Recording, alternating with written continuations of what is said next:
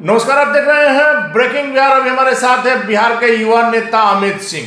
महिला आरक्षण को लेकर के बवाल थम गया, लेकिन एक बयान ने फिर से बवाल को पैदा कर दिया। राजद के वरिष्ठ नेता पूर्व मंत्री अब्दुल बारी सिद्दीकी ने जो मुजफ्फरपुर में बयान दिया कि यह आरक्षण जो मिलेगा महिलाओं के लिए, जो आरक्षण की बात हुई है, इसका लाभ उन्हीं महिलाओं को मिलेगा जो बॉब कट वाली हैं और लिपस्टिक वाली। कितनी बड़ी बात अब्दुल बारी सिद्दीकी ने कही है। हालांकि राजद की तरफ से अभी तक कोई खंडन नहीं आया है, हर जगह इस बयान की निंदा हो रही है। अमित सिंह जी, आपने भी सुना होगा अब्दुल बारी सिद्दीकी जैसे वरिष्ठ नेता से इस तरह की उम्मीद नहीं की जा रही थी। अनिल भाई, बिल्कुल सही कहा आपने, लेकिन होता यह है ना कि जैसा खाइएगा अन्न वैसा होगा आपका मन जी। तो जिस पार्टी में वो हैं, जिस दल में हैं, तो उस दल के कमरे के अंदर जो हवा बहती है उसी के अनुरूप वो चलते हैं। इससे क्लियर कट है। देखिए, ये महिला विरोधी शुरू से हैं लोग। कांग्रेस के साथ भी शासन में थे, महिला आरक्षण बिल पास नहीं हुआ, यही लोग आरक्षण के अंदर आरक्षण प्लान ढेकान करके रोक दिए। आज इन्हीं के नेता मनोज झा, बाद में उस पे आएंगे, लेकिन एक लाइन में कहें कि महिला आरक्षण बिल पे बहस हो रही थी और ये गाना लगाने लगे हंसुआ के बियाह में खुरपी का गीत।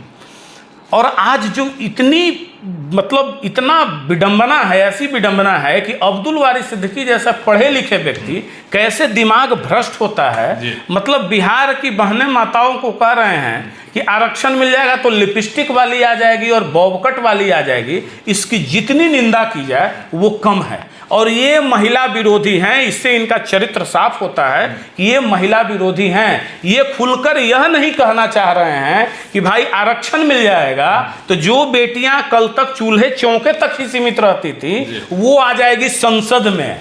आरक्षण मिल जाएगा तो जो कल तक सीटें खाली हुआ करती थी और ये विधानसभा और लोकसभा में नंगा नाच करते थे तो वहां इनको अंकुश में करने वाली भी आ जाएगी। ये झांसी की रानी इसी धरती पे जन्म ली है ना, तो वैसी झांसी की रानी का ये नहीं कर सकते हैं, सामना नहीं कर सकते हैं, तो इस तरह का बयान देंगे। लेकिन यही बात उठ रही है। आपने देखा अभी 2 दिनों पहले मोतिहारी में मंच से श्याम जग वहीं थे, वहाँ के जो जिलाध्यक्ष थे, विधायक भी थे, मनोज यादव करके, उन्होंने जिस प्रकार से विनोद श्रीवास्तव के समर्थक और आपस में लड़े, क्या कुछ चल रहा है। आरजेडी की तो बात निराली हो गई। नहीं, आरजेडी की बात आप मत कहिए। आरजेडी अभी बस एक ही फॉर्मूले पे काम कर रही है।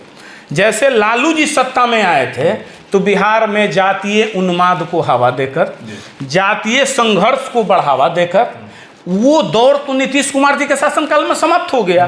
नरसंहार की जो पटकथा लिखी जाती थी, जातीय नरसंहार जो होता था, तो वो सब तो समाप्त हो गया। विकास के रास्ते चल पड़ा बिहार। अब बिहार के हर घर में बिजली, सड़क, पानी, शिक्षा, लड़कियों को पढ़ने के लिए पैसा, साइकिल, पोशाक सब कुछ मिलने लगा। तो सबसे बड़ा चीज है कि अंधेरे से उजाले की ओर चला गया। लेकिन और उग्रवाद जी नक्सल प्रभावित जितने इलाके समाप्त हो गया। लेकिन लालू जी पुनः चाह रहे हैं कि बिहार वही 90 के दशक में चला जाए। वो 90 के दशक में कैसे चला जाएगा वो आगे हम आपको बताएंगे। एक और सवाल आ रहा है अमित सिंह जी, जिस प्रकार से राज्यसभा में मनोज झा ने भी आपने जिक्र किया, लेकिन बात यह आ रही है कि उस बात को वो कविता गाए हुए कई दिन हो गए, अचानक से इतने दिनों के बाद यह कविता आती है सामने, आनंद मोहन का बयान आता है, उसके बाद सभी नेता कि हम पीछे न रह जाएं, होड़ लग गई। जबकि इसके पहले भी राजपूत नेता थे। अगर सिर्फ हम राजपूत की बात कर रहे हैं तो इसके पहले भी राजपूत नेता थे। आनंद मोहन के बाद भी, जब आनंद मोहन 14 साल जेल में रहे तो राजपूत नेता विहीन हो गया था क्या बिहार? सवाल ही नहीं है। आज बिहार के सबसे बड़े नेता राजपूत के आनंद मोहन है क्या? नहीं, ऐसा नहीं। आप समझिए इस बात को, ये बिल्कुल सुनियोजित तरीके से साजिश रची गई। वहां एक कविता पाठ करते हैं, वो कविता कब की लिखी हुई है? हम लोग बचपन में पढ़े हैं ना कि कबीरदास की उल्टी बानी, बरसे कम्बल भींगे पानी। होता है ऐसा क्या? चंदा मामा दूर के, तो चंदा मामा दूर के आज रह गए, वहां प्रज्ञान रोवर उतर गया ना। तो उस समय की बात, कालांतर की बात हम वर्तमान में करें। देखिए, इसके पीछे का मूल साजिश क्या था। वहां 1 सप्ताह पहले बात आती है, 5-6 दिन बाद यहाँ इस बात को ठाकुर मीन्स राजपूत कर दिया गया। राजपूत मीन्स राजपूत कहीं नहीं, सोचिए, वो ठाकुर मीन्स राजपूत कर दिया गया। और 2 दिन जब इस पे हो गया, कोई कह रहे हैं गर्दन काट देंगे, कोई कह रहे हैं जीभ उखाड़ लेंगे, कोई कह रहे हैं कुछ कर देंगे। तब राष्ट्रीय जनता दल के ऑफिशियल पेज से, आदरणीय लालू जी के वेबसाइट से, ये पेज से लिखा जाता है कि हम कर्पूरी ठाकुर को सबसे बड़ा ठाकुर मानते हैं, भिखारी ठाकुर को सबसे बड़ा ठाकुर मानते हैं। अब देखिए, वहां कहते हैं कि इस ठाकुर को मारो, तो अगर आप दूसरे तरफ लिखते हैं कि कर्पूरी ठाकुर को हम सबसे बड़ा ठाकुर मानते हैं, यानी कर्पूरी ठाकुर का मतलब पिछड़ा, अति पिछड़ा समाज के, नाई समाज ठाकुर, उसको मारो। वहां बोले ना आप कि इसको मारो, निश्चित तौर पर अगर ये नहीं तो वो आखिर अर्थ यही साफ है। ये क्लियर कट धमका रहे हैं बिहार के पिछड़ा, अति पिछड़ा दलित समाज को कि नहीं दोगे अगर हमको वोट, हमको सत्ता में नहीं आने दोगे तो एन केन प्रकरण हम सत्ता में तो पहुंच ही जाएंगे, और पहुंचेंगे तो पहले तुमको मारेंगे। अमित सिंह जी, सवाल इसलिए उठता है कि आप तो पुराने राजनीति के माहिर खिलाड़ी हैं, आप जिस भी दल में रहे हैं जी। कहने का मतलब है कि लालू प्रसाद यादव के पार्टी में एक चीज तो है जी। कि जो लालू मतलब आरजेडी, लालू मतलब जनता दल, लालू मतलब पार्टी। बिल्कुल, तो बिल्कुल। अगर कोई भी विधायक हो, मंत्री हो, कोई नेता हो, अगर कोई भी बात बोल रहा है तो उसकी इतनी हिम्मत नहीं है कि बिना लालू प्रसाद यादव की सहमति। एकदम 100% आप सही कह रहे हैं। सारी पटकथा लालू जी लिखते हैं। जब लालू जी से पूछा गया कि आपके पार्टी के विधायक चेतनानंद ने यह बोला, जितना बुद्धि रही उतना नहीं बोली, हाँ चेतनानंद इसके पहले क्यों नहीं बोले? इस सब स्क्रिप्टेड है, वो बुलवाते हैं, उनका मकसद है। अच्छा एक चीज बताइए, ब्राह्मण का और क्षत्रिय अगर बात करें राजपूत का, ये दोनों का तो परस्पर संबंध है, अन्योन्याश्रय संबंध है, दोनों एक दूसरे के पूरक हैं, ये सब जानता है समाज। और जो क्षत्रिय का योगदान इस देश में रहा है, जो कुआं, तालाब, रोटी, मिट्टी, खल हल किसान की बात किया गया, तो इस क्षत्रिय का योगदान कोई भूल सकता है क्या? आज उनके मंत्रालय से लेकर इनके विधानसभा का शौचालय जिस जमीन पे बना हुआ वो जमीन किसका है? लेकिन बात यहाँ यह नहीं है, बात है कि ब्राह्मण से राजपूत को लड़ाओ, मतभेद कराओ। अब उसको नया एंगल दे दिए कि भिखारी ठाकुर और कर्पूरी ठाकुर, अब उधर से भी कुछ कूद जाए लोग, पिछड़ा अति पिछड़ा, उसको राजपूत से लड़ा, ताकि अब मेन मुद्दा खत्म हो जाती में बिहार जल। हकीकत में चर्चा होनी चाहिए थी महिला आरक्षण बिल पे। अगर महिला आरक्षण बिल आया देश के अंदर तो विपक्ष होने के नाते उनको यह कहना चाहिए कि यह आरक्षण बिल आज आया और इसका फलाफल 29 में ही क्यों जी? उसका फलाफल 24 के चुनाव में तत्काल लागू हो। मुख्यमंत्री नीतीश कुमार ने कहा। दूसरी बात कि महिला जब देश में 50% आधी आबादी आप कहते हैं तो उसको 50% क्यों नहीं, 33% क्यों? तो बात इस पे होनी चाहिए थी। इतनी चतुरता से ये लोग इस, चूंकि देखिए ये सब डिप्लोमेटिक बात है, बौद्धिक बात है, जिसके पास ज्ञान होगा वही इन बातों को रखेगा। इस बात को कैसे समाप्त, कहां चला गया महिला विधेयक? महिला विधेयक मुद्दा तो समाप्त हो गया, क्या आ गया? राजपूत ब्राह्मण कोई आए बक रहा है, कोई बाएं बक रहा है। और सबसे महत्वपूर्ण बात है कि कानून बन गया और आप उसका विरोध भी कर रहे हैं, तो सदन में तो कोई विरोध में नहीं बोल, कोई नहीं, और वहां बोलेंगे कहे को, इनका तो सीधा मकसद है। और आज फिर देखे कि अब राजपूत ब्राह्मण का मुद्दा डाउन हो रहा है तो अब्दुल बारी सिद्दीकी एगो सगुफा अलग छोड़ दिए। कैसे आप महिला के शुभचिंतक हैं, महिला का समर्थन वहां महिला बिल का किए, और यहाँ के कहते हैं लिपस्टिक वाली या बॉब कट वाली आ जाएगी।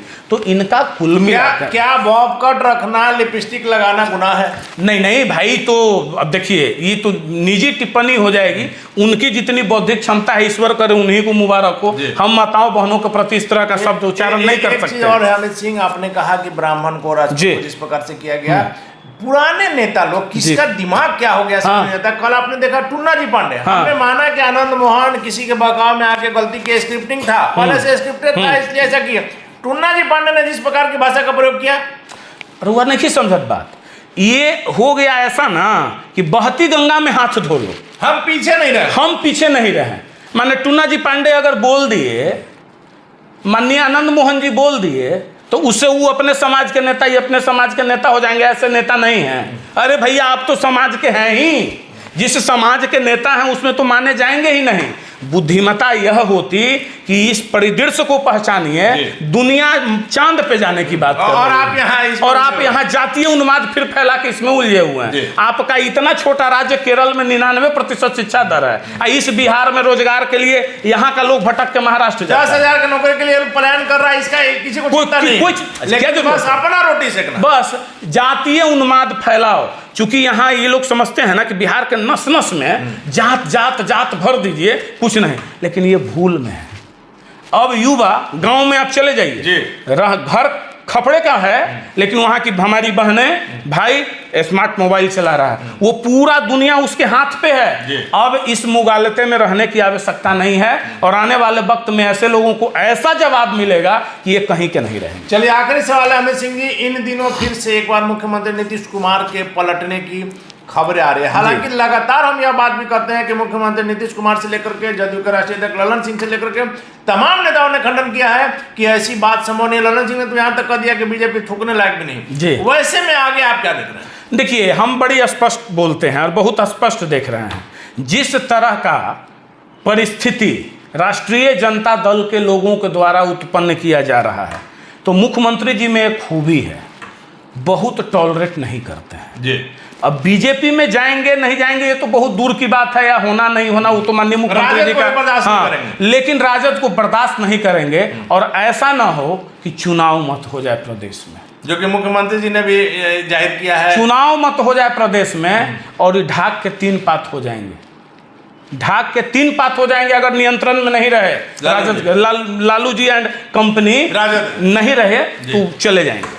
धन्यवाद। तो ये थे हमारे साथ युवा नेता अमित सिंह जी। सीधे तौर पर कहना है कि लालू जी को समझना होगा, फिर से बिहार जातीय उन्माद की ओर नहीं जाएगा। बिहार के युवा खास करके जागरूक हो गए हैं, उनके हाथ में पूरा मोबाइल है और सारी दुनिया का खबर रख रहे हैं। और मुख्यमंत्री नीतीश कुमार भी किसी को एक सीमा तक बर्दाश्त कर सकते हैं।